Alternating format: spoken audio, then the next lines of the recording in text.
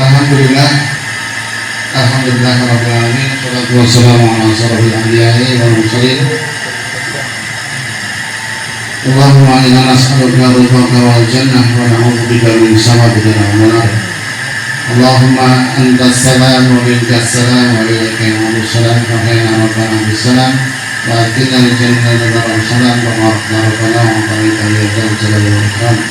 Segala puji bagi Allah yang sampai detik ini Allah masih berkenan mengumpulkan kita di tempat mulia ini untuk bisa melaksanakan sholat sunnah tarawih. Tentu saja apa yang kita lakukan ini sesuatu yang sudah menjadi garisnya Allah, karena kita belum tentu bisa berjalan ke sini, belum tentu bisa sampai di sini, belum tentu bisa pada bernafas, karena teman kita kemarin-kemarin banyak yang sudah meninggal, ya, Mas Rofid, Mas apa lagi sebelumnya, Mas Asma, ya, nama subhanallah, itu kan kita tidak ngerti, satu detik ke depan itu kita tidak ngerti. Kita mau bernafas, kita mau ngomong diri kita sehat, tapi kalau sudah takdirnya Allah ya mati, ya meninggal, ya. Maka tidak ada yang bisa menepuk dada ketika kita merasa bahwa diri kita itu hebat, bahwa diri kita itu kuat, bahwa diri kita itu sehat. Tidak ada, karena hidup kita itu ya sekarang ini, bukan kemarin dan bukan yang akan datang. Belum tentu semua, ya, yang kemarin sudah berlalu, yang akan datang belum tentu kita sampai. Ini loh, kita sampai di rumah saja belum tentu. Kenapa? Karena kalau tanpa ada pertolongan dari Allah Subhanahu Wa Taala, usia kita tidak bakal nyampe sampai di rumah. Ya. Usia kita tidak mungkin ada jaminan sampai di rumah. Karena apa? Karena Allah lah yang berkehendak semuanya. Karena Allah lah yang menentukan semuanya. Ketika seseorang itu dipanjangkan umurnya oleh Allah, berarti Allah masih memberi kesempatan kepada kita. Subhanallah. Tahu Ustaz? Itu saja ya, sedikit tadi yang saya sampaikan kepada Ustaz. Nah, tahu Ustaz? Mari kita dengarkan tausiah dari Ustaz Ahmad Al-Nawar yang telah hadir di tengah-tengah kita. Sekaligus beliau nanti akan mendoakan kita, karena kita semua sudah khatam Al-Quran, ya, sudah ketiga ya, Masya Allah, sudah ketiga, berarti ya Allah sudah 3 kali khatam Quran. Usia kita itu sudah ditambah 3 kali berkah semua. Yang dulu mungkin kurang bermanfaat, tapi 3 tahun 3 putaran ini luar biasa. Dirahmati Allah, dibuat oleh Allah, kita digiring oleh Allah menjadi hamba Allah yang bertakwa kepada Allah. Allah itu kalau senang sama hambanya, kalau cinta sama hambanya, itu digiring untuk berbuat kebaikan, digiring untuk bisa mengerjakan hal-hal yang baik, digiring untuk bisa dekat sama Allah. Ingat, Allah itu maha pencemburu. Nah, kalau sudah kita baik sama Allah, dekat sama Allah, ya jangan bikin cemburu Allah. Apa itu cemburu Allah? Ya kita jangan sampai bermaksiat lagi kepada Allah, ya kita jangan sampai menjauh lagi dari Allah Subhanahu Wa Taala. Panjang lebar nanti akan disampaikan oleh beliau Ustaz Ahmad Al-Nawar.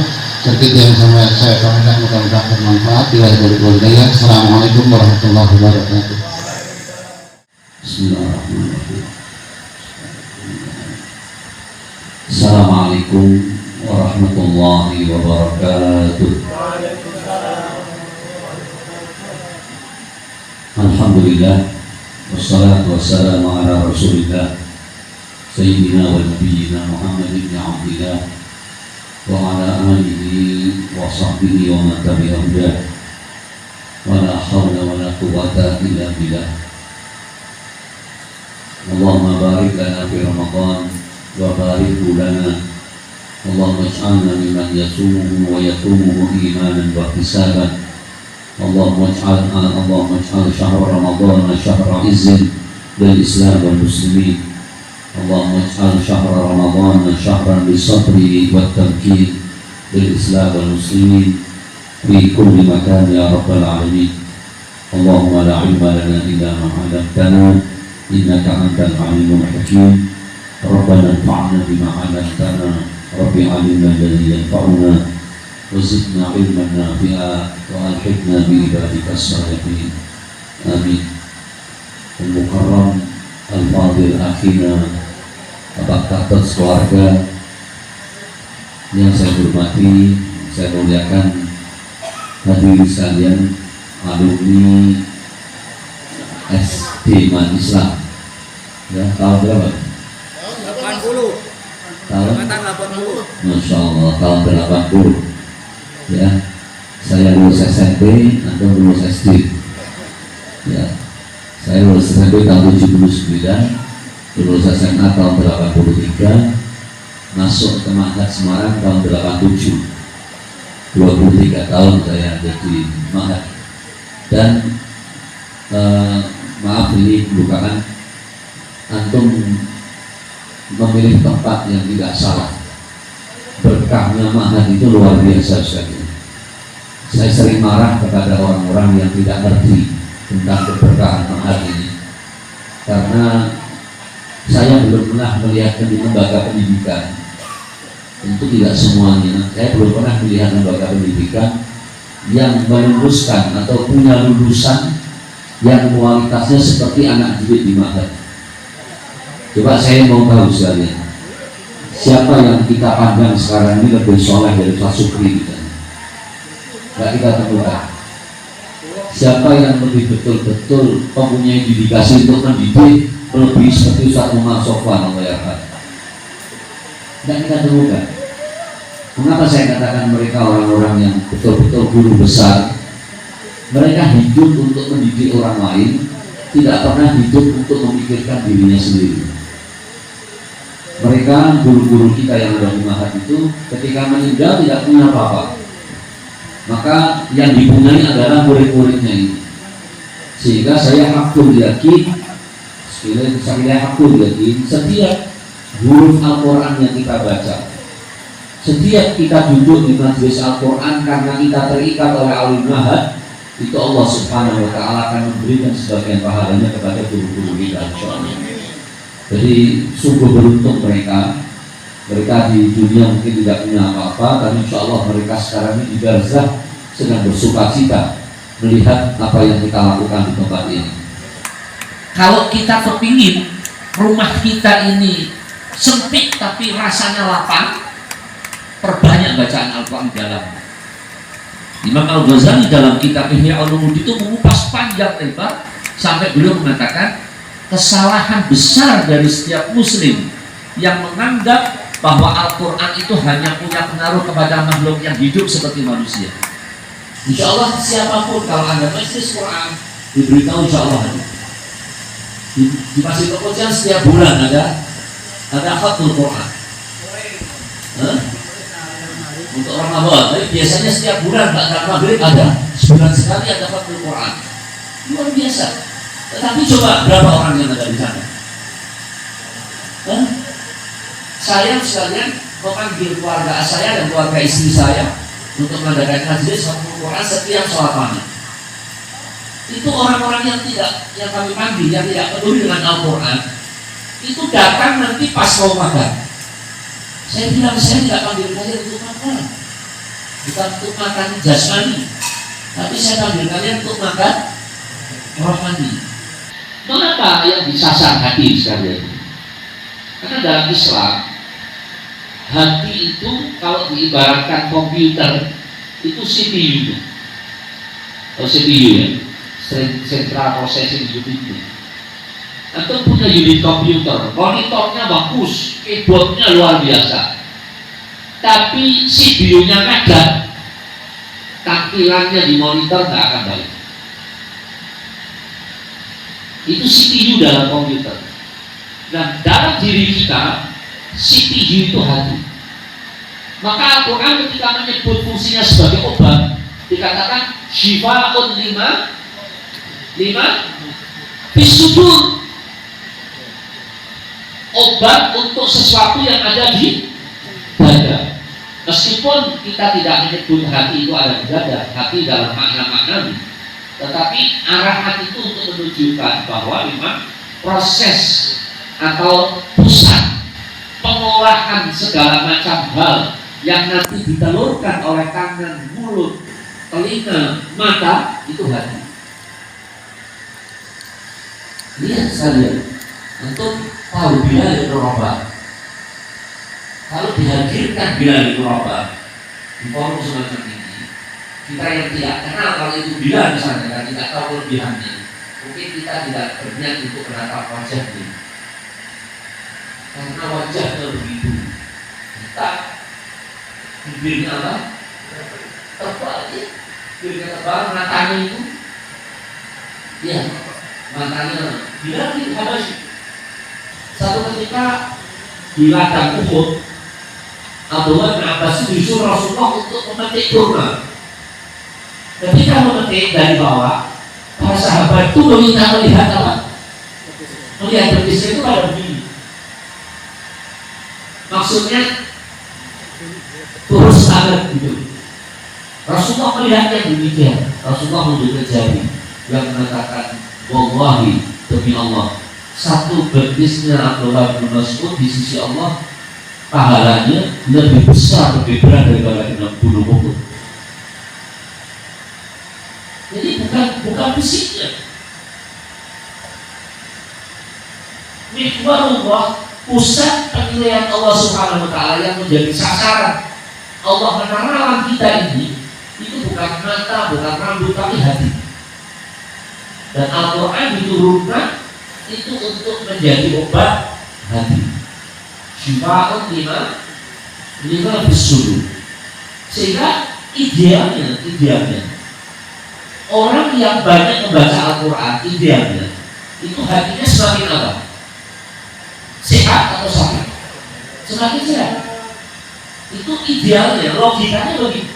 Semakin banyak orang membaca Al-Quran, semakin banyak orang tahu Al-Quran, karena ini obat untuk hati, maka hatinya semakin sehat. Nah, para ulama mengartikan tidak mengamalkan ilmunya itu ada dua. Bisa jadi memang dia menjadikan ilmunya hanya koleksi, gelar rengkek saja itu, ya. Apalagi sekarang yang lebih tren kan agak LC barang itu, ya. Karena di mana-mana orang kalau ditanya gelarnya apa, hampir setiap masjid, maaf ini, yang minta saya jadi wakil, selalu kalau mau bukan Ustaz, namanya dia, cukup, iya, apa lagi saya bilang itu. Yang ditanyakan kemudian apa? Hitam. Saya bilang nggak tahu lah, terus mau apa untuk buat hitam? Katanya dia kalau dipasang di TV itu lebih apa? Keren. Itu lebih keren. Saya bilang pasang nama saya Ahmad di rumah. Jangan didengarkan orang tua saya. Semuanya tidak perlu. Jangan sampai nanti saya disebutkan directornya, tapi ternyata orang tidak melihat sesuatu yang sesuai dengan apa? Jangan ditanya. Bukan untuk koleksi, ilmu itu untuk koleksi.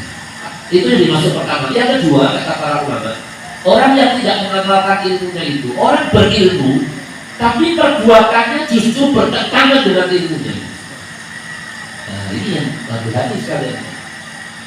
Hati-hati karena apalagi di Indonesia kan banyak yang awam. Di Indonesia itu banyak yang awam. Kalau segala sesuatu yang mengucapkan itu orang yang punya predikat mahir dalam bidang agama, ustaz, kiai, itu mesti detail.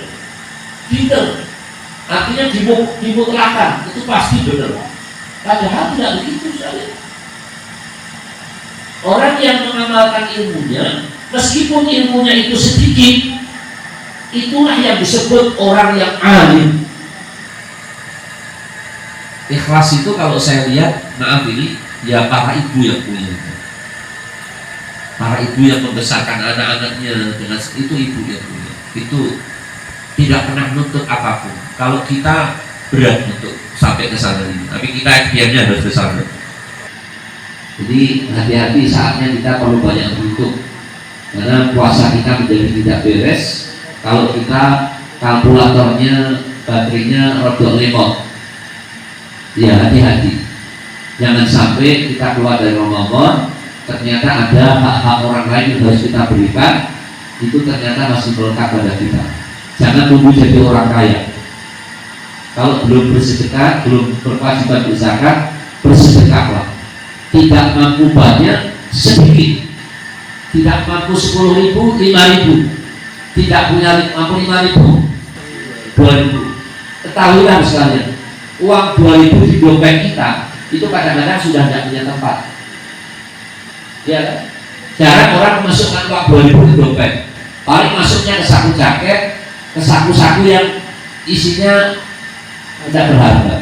Tapi ketika jatuh ke tangan orang yang membutuhkan, 2.000 itu bisa menggetarkan langit.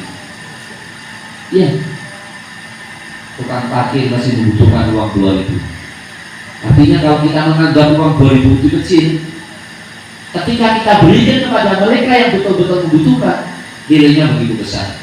Para ulama memberi wawasan kepada kita supaya kita bisa bersyukur. Kalau kita memberi orang lain, jangan mengukur jumlah yang kita berikan dengan harta yang dimiliki oleh orang yang kita beri.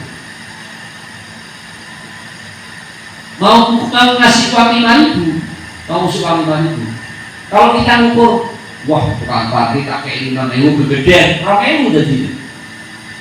Bagaimana ngukurnya? Kalau kita mau memberi seseorang, ukurlah yang mau kita berikan ini dengan apa yang diberikan oleh Allah kepada kita. 5.000 itu kalau dibandingkan yang kita miliki, yang kita berikan dan diberikan Allah Ta'ala, itu kecil. Tapi kalau kita bandingkan dengan kemampuan orang-orang yang mau kita beri, itu miskin-miskin, gede banget 5.000 itu. Rasito kayak 5.000, 2.000 cukup. Itu kalau kita mau menjalankan syukur secara benar sekalian ini. Orang yang ridho itu menerima seberapapun hatinya tertentu. Tapi orang yang tidak ridho menerima banyak, hatinya akan buntu. Nauzubillah min dzalik. Bahkan kadang-kadang karena ketidakridhoan kita, cenderung kita dalam hidup ini kemudian berfoya-foya, boros, tidak hebat. Jangan lupa sekalian, yang berbahaya dari dunia itu kelebihannya. Tolong sampai, yang berbahaya dari nikmat dunia itu kelebihan. Siapapun yang mendapatkan nikmat dunia lebih dari yang dia butuhkan, itu berarti dia berada dalam paling tidak lampu kuning. Berbahaya. Lebih dari yang dia butuhkan, maka segera dia atur supaya kelebihan itu tidak menyeret dia kepada tindakan yang dimurkai oleh Allah Subhanahu wa Ta'ala. Biasanya orang yang tidak berpikir begitu, akhirnya dia konsumtif, dia membeli, mengambil sesuatu yang tidak dia butuhkan. Dari mengambil yang tidak dia butuhkan ini, hidupnya akan menjadi susah. Kalau orang sampai penyakit yang ke-6 ini, itu berarti dia dapat dari yang 1 sampai 5 sudah ada semua pada orang. Apa itu? Menyaksikan berkali-kali kematian orang lain, tapi tidak yakin kalau dirinya bakal mati.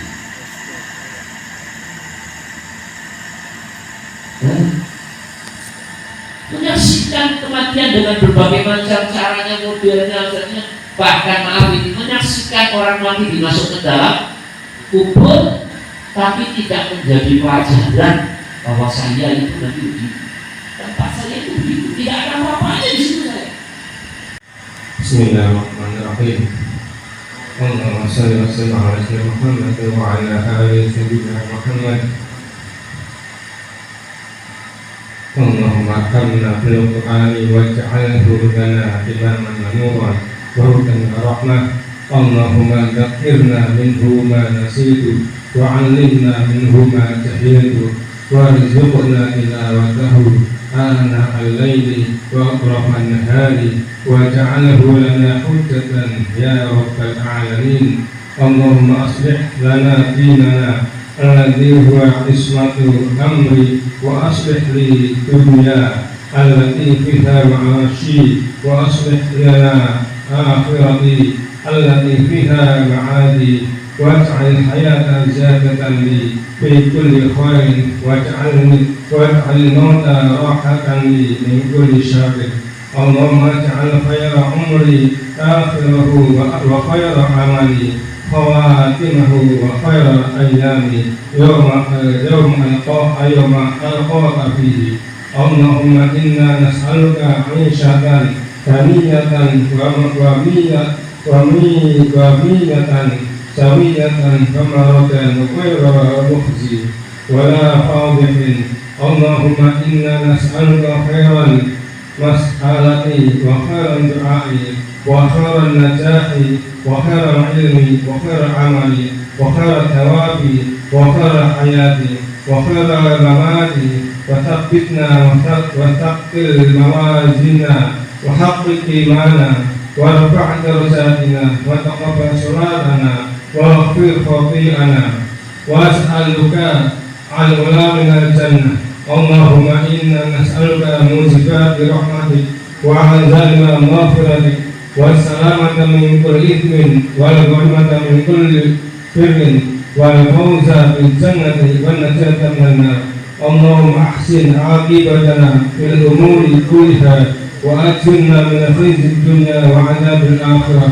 اللهم اقسم لنا من خشيتك ما تحول به بيننا وبين معصيتك ومن طاعتك ما تبلغنا بها جنتك ومن اليقين ما يهون به علينا مصائب الدنيا ومتعنا بأسمائنا وأبصارنا وقوتنا ما أحييتنا واجعله الوارث منا واجعل ثأرنا على من ظلمنا وانصرنا على من عادنا ولا تجعل مصيبتنا في ديننا ولا تجعل الدنيا أكبر همنا ولا مبلغ علمنا ولا تسلط علينا من لا يرحمنا.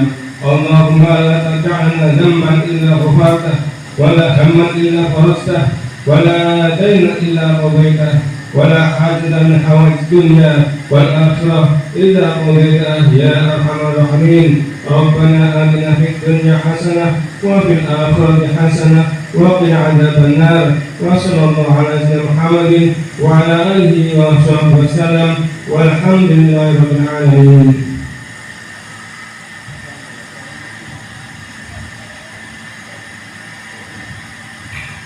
Bapak Ibu sekalian, ini kemuliaan di malam Al-Quran. Kita baca bersama-sama. Asyhadu an la ilaha illallah astaghfirullah as'aluka al-jannata wa a'udzu bika minan nar. Asyhadu an la ilaha illallah astaghfirullah as'aluka al-jannata wa a'udzu bika minan nar. أشهد أن لا إله إلا الله أستغفر الله أسألك الجنة وأعوذ بك من النار. اللهم إنك عفو كريم تحب العفو فاعف عنا.